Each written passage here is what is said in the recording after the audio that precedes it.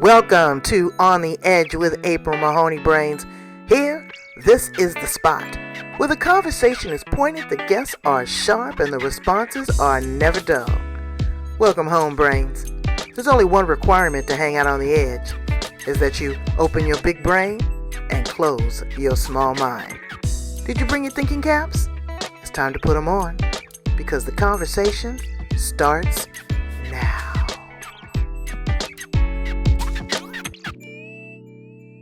Welcome to On the Edge with April Mahoney Brains. You're back at the spot, the place, the location where the conversations are pointed, the guests are sharp, and the responses are never dull. Just a quick announcement. I want to let you know that we will be moving from Blog Talk Radio over to Spreaker.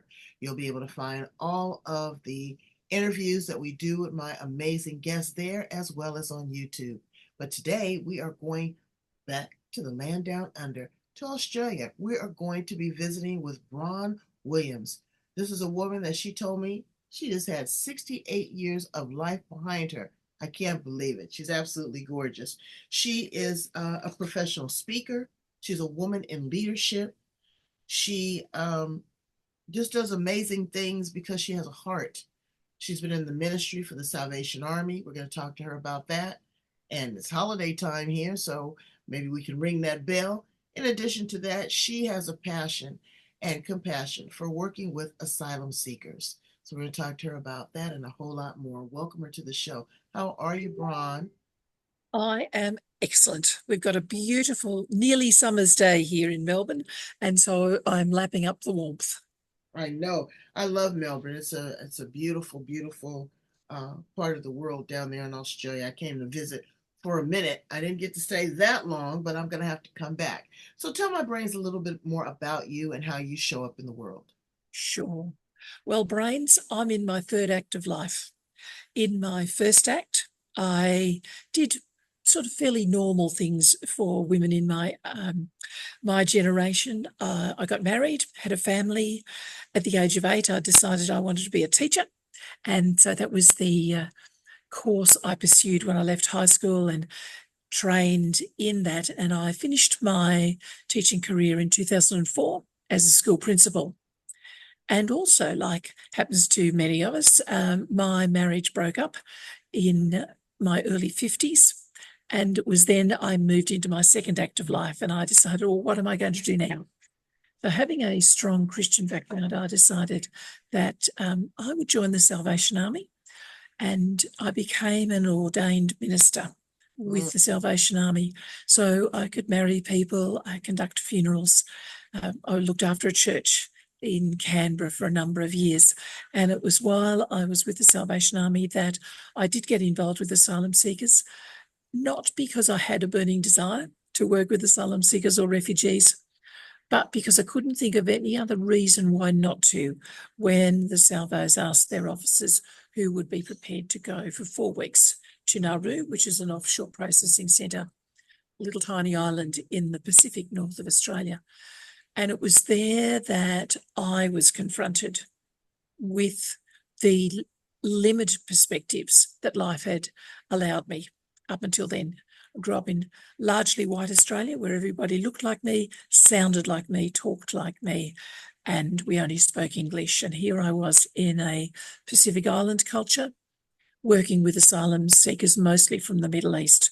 So working with people who spoke Arabic and Persian and Dari and Pashto, languages I didn't even know existed. And a lot of them were Muslims. There were also Hindus and Buddhists from Vietnam. It was just such, culturally, along so many lines, a wake-up call for me.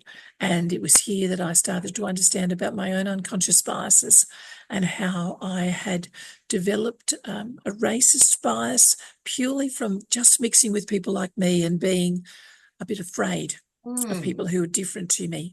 You gave me chills when you say that. Yeah. So you don't know what you don't know. And absolutely. That was not intentional. But can you imagine how that ignorance has just overrun so many individuals here in the United States? Yep. I think it's only 40%, 45% of people even have a passport. Mm. and have never stepped out of their comfort zone. Country. That's And, right.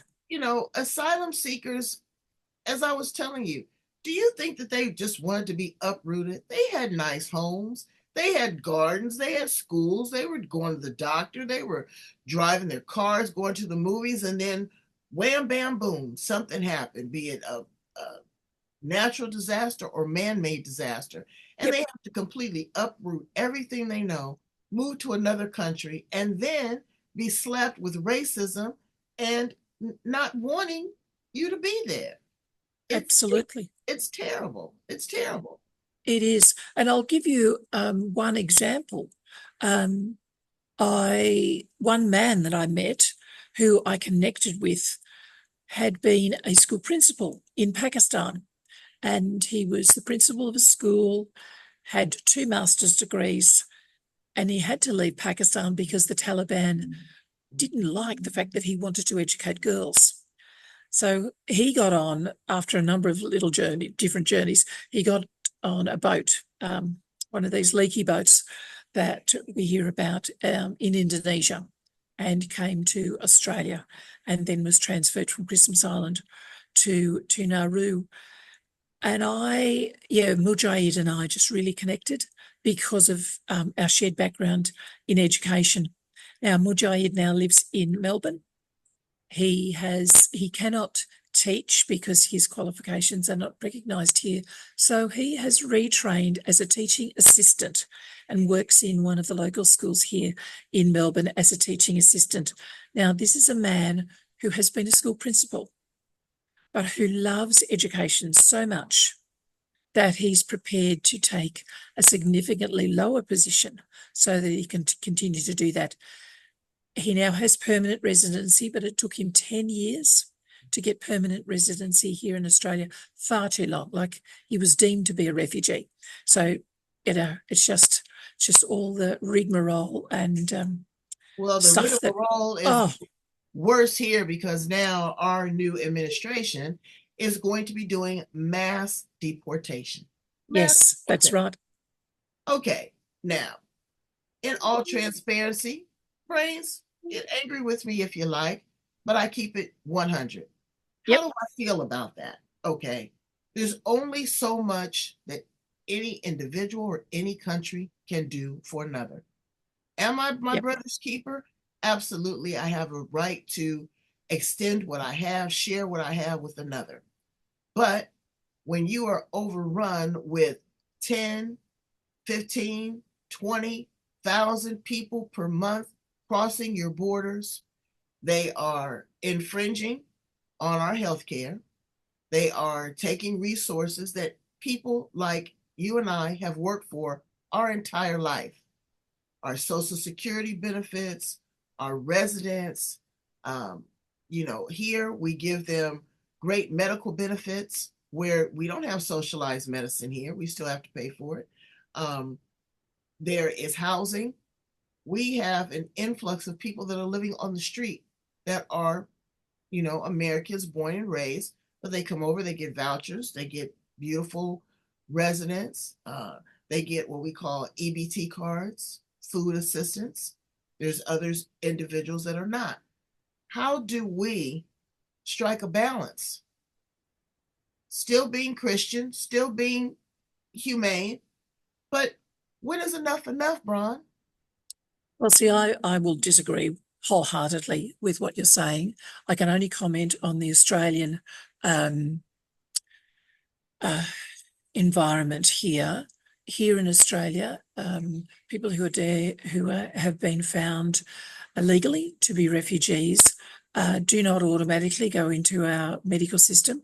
That you can only do that as a permanent resident. So that can take up to 10 years for them to have that. So if they want medical care in Australia, they have to pay for it. The refugees that I met on Nauru and that I have continued to keep in touch with here in Australia have done like Mujahid, have retrained and taken a position, are adding value back into the community.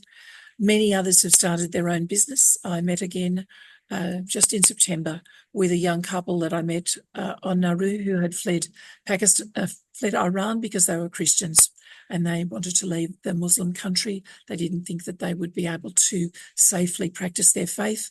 So again, they got on a leaky boat, came to Australia, were in offshore and then onshore detention for a number of years, and now have settled in Sydney, have started their own business.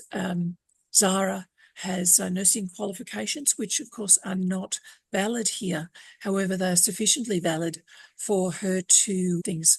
So I can only comment on my own experiences and say that the asylum seekers and refugees that I know, and I know them personally, are people who are contributing wholeheartedly to Australia. They're not taking anyone else's jobs. They are often taking jobs that Australians don't want, some of the more menial tasks, and many of them are starting their own businesses and so contributing to our economy. So let me clarify what I'm Here in Australia, asylum seekers are not given an easy run. Refugees are not given an easy run. That there is fear-mongering that goes on about people who migrants of any sort, coming to Australia and taking our jobs. And the reality is that they don't. They often generate positions. So my third act began when I turned 60. I was still feeling, I'm thinking, well, gosh, I've got a number of decades under my belt and feeling full of energy. And I'm thinking, okay, I'm a great speaker. I've just spent, 8 or 9 years bringing messages and sermons. I've got plenty of experience in crafting messages. So I thought, let's see what I can do about bringing a message that resonates with me to the world. And so I started that in 2016 here in Melbourne, and I've been working on that for the last 8 years. So where I have landed, and you would understand this, April, that a business goes through a variety of iterations. We start in one place and we often end up somewhere, perhaps not completely different, but not where we necessarily anticipated we'd go. And where I have landed is having two prongs, two forks, two paths that I walk simultaneously. The first one is as a keynote speaker. I have a keynote called Superheroes in Disguise. Superheroes in Disguise. And it is designed to unleash the power in women.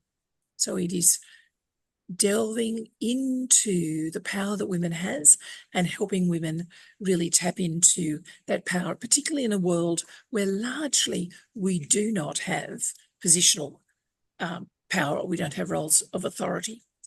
And then the second avenue that I'm pursuing is in my training and the workshops that I run, where I turn a spotlight on blind spots, where I help people understand about unconscious bias, where I try to take some of the mystery out of what it is, how it operates, but also taking away some of the shame and guilt that people feel, helping them understand that unconscious bias is just one of the ways in which all human beings think. We all have biases, and it's not a moral failing. What we do with those biases, how they outwork, that's certainly on us. But the initial thinking pattern is not. And so I unpack that, and I love doing that because it's been a journey that I've undertaken and I continue to undertake for myself. Good. Well, that's really wonderful. So you also help women in leadership. Tell us a little bit. Yes. Yeah, that's the superheroes in disguise, because what I've recognised is that too often women get a messaging of sit down, be quiet, play small. And even when they've got a position or a role of authority, say in a corporation, they're often talked over. Their ideas are usurped by other men on the board. And so what I do is I have a 5-step process that I believe I know helps women to tap into their own power. The first part of this process is to cherish our needs. Too often as women, we're, you know, we're looking after everybody else and we forget what we need. Sometimes we don't even know what we need. So it's about tapping into our needs and then cherishing them. You know, that word cherish is really important. It's about saying this is really important and I need to feed this. So cherish our needs. Second is to identify our own values, our personal values. You know, companies, businesses often have stated values, but we need to state what our values are too. Because when we operate in alignment with our values, then our life is healthy and whole. The third step is to understand what drives us. And this is where I talk about our unconscious biases, because even though as women, we often face the biases of others, we have our own, and we need to make sure that they're not shipwrecking our careers because they'll pop up when we least expect them. The fourth step is to develop the subtle art of self-reflection. Some of us are naturally self-reflective. We look back on our lives, ask ourselves questions, but it's a skill that we can learn so that we get to know ourselves better. And then finally, the last step is to rewrite any of the narratives that we've absorbed over our lifetime if they're no longer working for us. Start a new chapter. Throw the other book away, start something completely new. Well, that's So a great that's, segue. yeah, that's what I see is really important for women. You're a two-time author. Tell us a little bit about your books. Mm. The first book that I wrote was is called, sorry? You have them there with you, your books? No, I don't. I'm sorry, I've run out of copies Oh, that's physically in my hand, but they are available on Amazon. The first is called I Have Seen the Moon, and it is it's a memoir of my time on Nauru. Doesn't talk a lot actually about the asylum seekers because that's their stories rather than mine, but this is my story about what I observed, what I experienced in this place that was very, very new and confronting for me. And the second is a book called Powered by Your Past. This came out very early on in my business journey and was like a precursor to my unconscious bias work because it was about looking at the backstories of our lives. A backstory in a film is, what's happened to a character before they've stepped onto the stage. We all have backstories.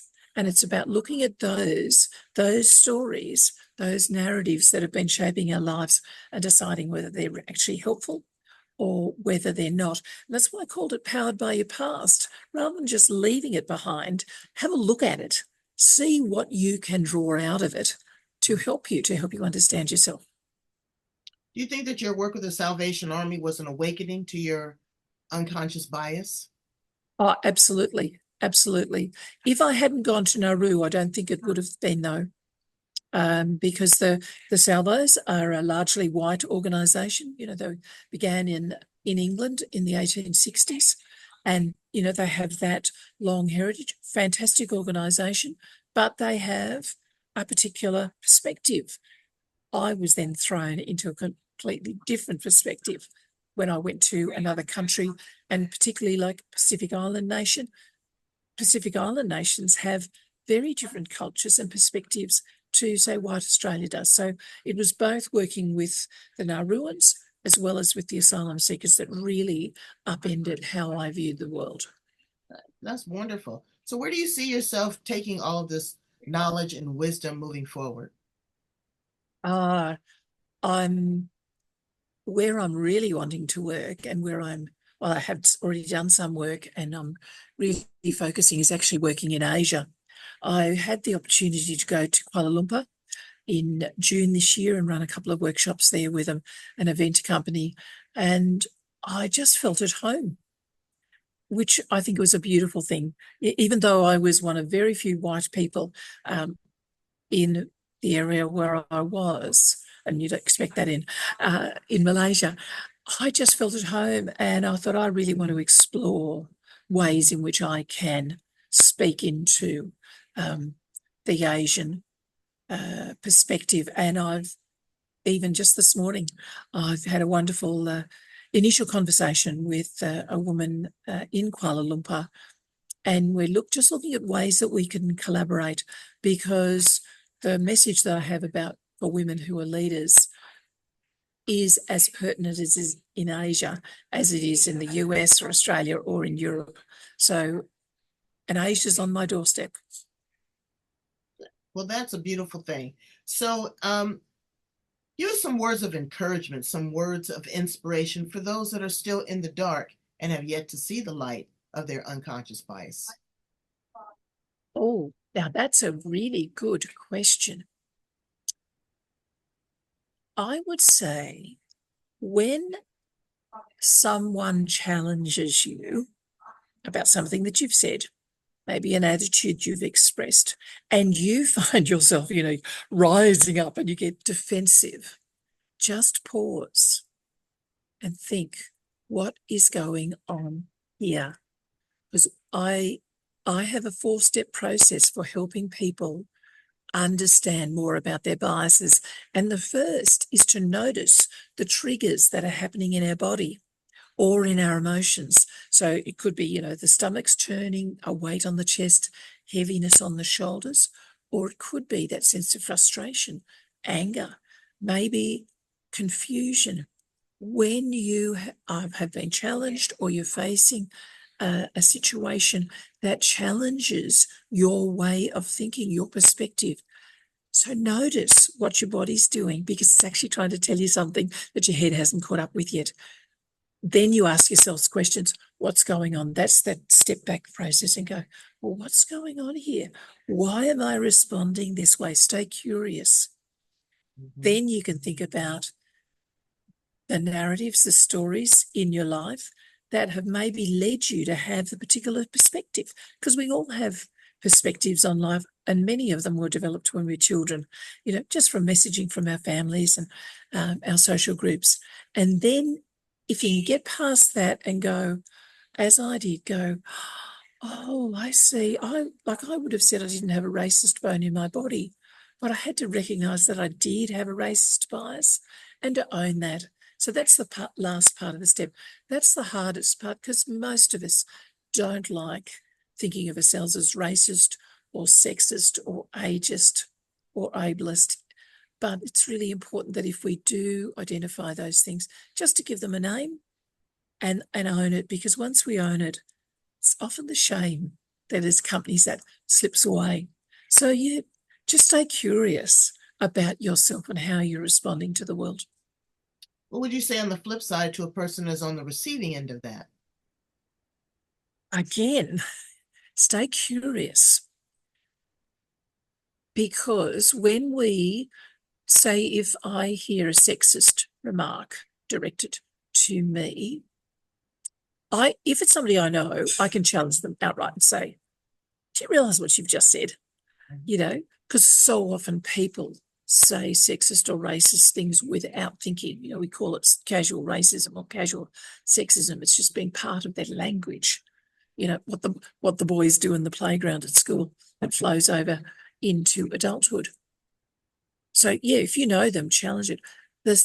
If, say, it's in a workplace or it's someone who's, say, an authority above you, and you've got to be careful about how far you rock the boat, the next thing to do that you can do is to ask a question, come back to that, say, well, oh, that's really interesting. Can you tell me more about that? Or I'm not quite sure what you meant. What do you mean? Try and keep it really light so that you, actually, I think I'll just start again once this man has gone from behind me. Or is that a problem not going to be a problem? Great. Okay. So you're going to edit that funny bit out. He lands to the conversation because he is beautifully brown. He is. I hadn't even thought about it that way. Yeah. So it's just, so if you have to, or you want to, you need to challenge someone in a situation where you don't know them well or they're in authority over you, again, stay curious. Go, oh, that's a really interesting comment. What do you mean by that? Or can you explain that a bit more to me? I'm not quite sure what you meant. And that often is enough for people to go, oh, I've just said something awful, you know, because so often people do not say things consciously. Mhm. It just slips No, out of their mouths. and again, as being an African American woman in the United Mm, States, I can agree to disagree with you on that because a lot yeah. it's not safe. It's not safe to say, Yes. it's not just about a conversation. It's Mm, about your personal safety. It's about your family. It's about holding that job. It's yeah. about, um, you know, the damage that it does to your self-esteem. Mm, And people are doing this intentionally. They have unconscious bias, but vitriol and ugliness is something that people feel is a badge of honor or their right. They become very indignant about that. So my suggestion is weigh the situation. I have yes. a woman that was during the George Floyd situation here in the Mm, United States. I was in the hmm and I rock a big afro. And I don't feel that Black lives should matter. And I don't this and I don't that. And she was getting very loud. And I had on my Black Lives Matter t shirt. yeah. So I stepped out of the line and I stepped to her. And I said, I don't know what someone has ever done to you. Someone's hurt you. They've disrespected you. They've done something to your family. I said, but that's not me. And I have a right to feel the way that I feel. If you Mm, want to have a conversation, even a cup of coffee on me. I said, but you're not going to disrespect me in Target. So a yep. lot of times you have to stand up for yourself too. You have to pick and choose your battles. You It's do indeed. not always a fight. It's not always a fight, but know who you are on the inside, outside Absolutely. what the outside influences or ugly echo chamber may say to you. Know who you are, know your value, know your worth, know that you are a contributor to society, that God made no mistakes. Yep. Every single flower in the garden was the same, it would be awful. That's right. That's Everyone right. has value. So let's Yes. have fun questions to kind of lighten up the mood here. Yeah. If you were an appliance in the kitchen, Bron, what appliance would you be? You know, the first one that came to mind was a blender. Take the lid off and everything goes everywhere. Absolutely. But I think so. There is that sense of joy and explosion in my life, but also because I am a blend of all my experiences. Doesn't mean I end up bland, but I welcome new experiences, new um, perspectives, and even the conversation that we're having today. Two different continents, two very different perspectives because of skin color. I will never experience what you experience because my skin is white and I will never experience that. So learning to listen to you and saying, these are your experiences. They're some of the things I put in my blender and I Well, take it in and well, it becomes part of me. but let me tell you something too, and this is in all transparency. People of darker hue can be big racists too, Oh, and they will quickly call you out because of your white skin, because of yeah. the perceived notion that there is privilege because Mm, you have white skin. yes.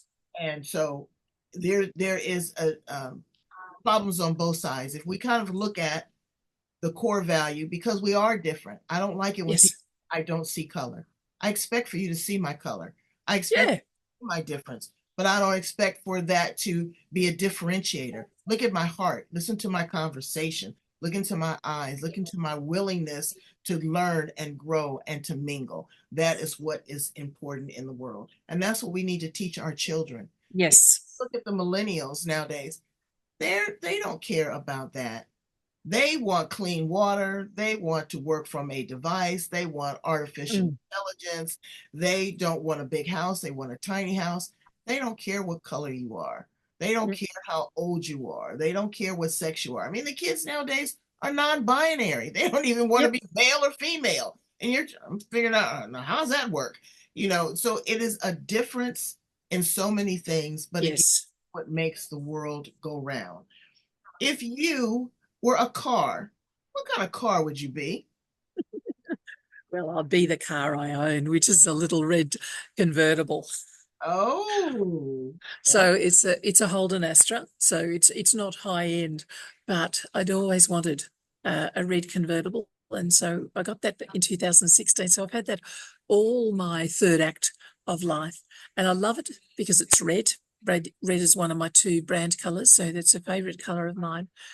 But also, I think because, well, it goes fast. It's got six speed on the floor. So I love having a geared car rather than automatic because I feel so much in control.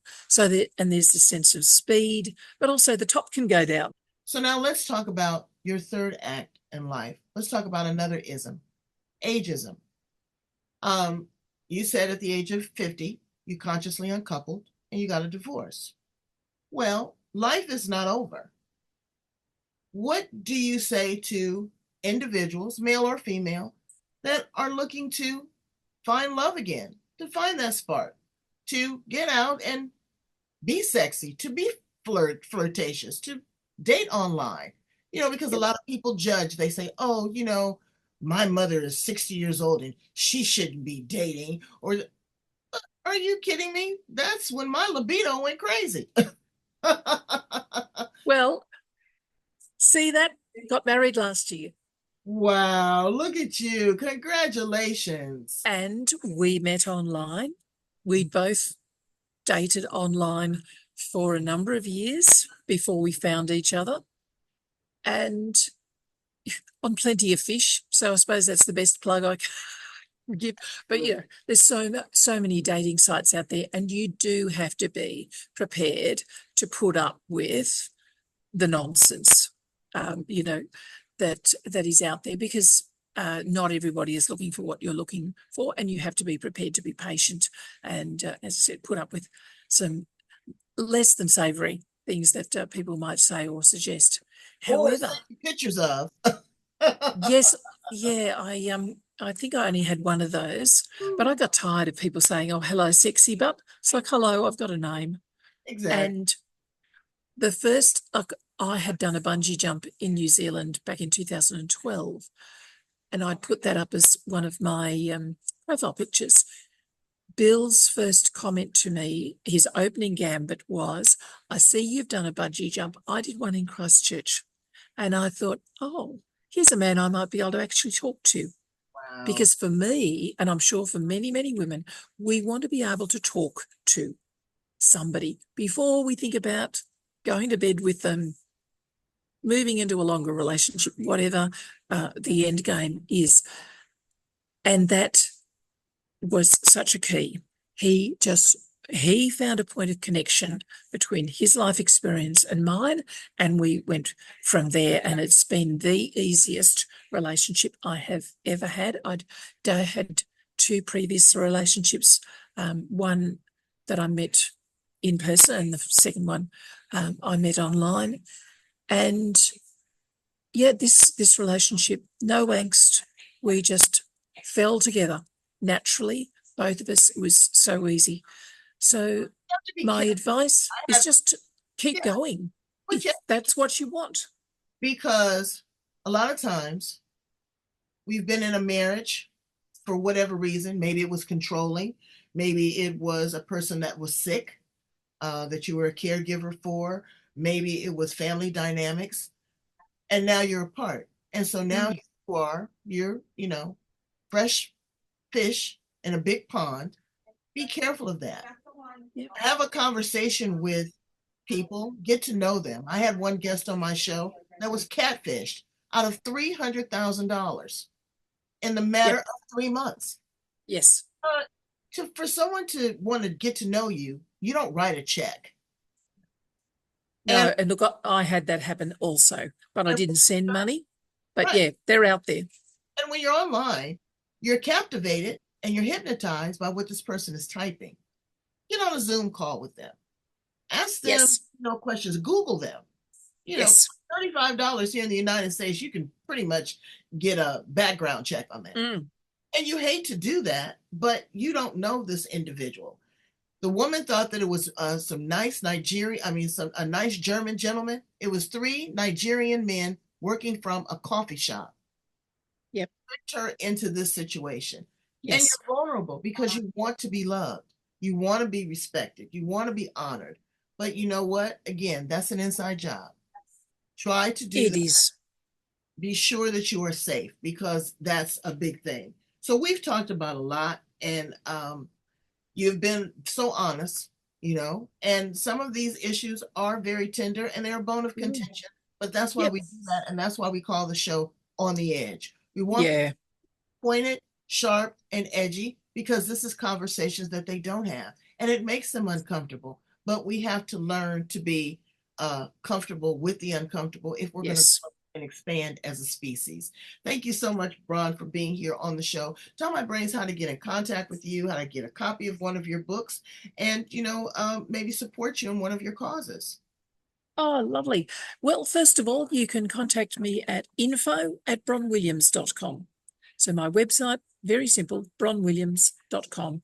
You can stalk me on LinkedIn in the nicest possible way. I'm Bron Williams there, and you'll be able to find heaps of things about what I'm doing. I have a YouTube channel, Bron Williams Speaker. So you can go over there and see what I talk about. And of course, if you like what I talk about, I'd love you to book me as a speaker. So they're the things that I'm doing. Have a look on Amazon for my books. You could even just Google my name and they may well come up that way as well. So yeah, they're the ways you can get in touch with me, and I'd love to hear from your brains. If you've got any comments about what I've said today, even any challenges, that'd be great.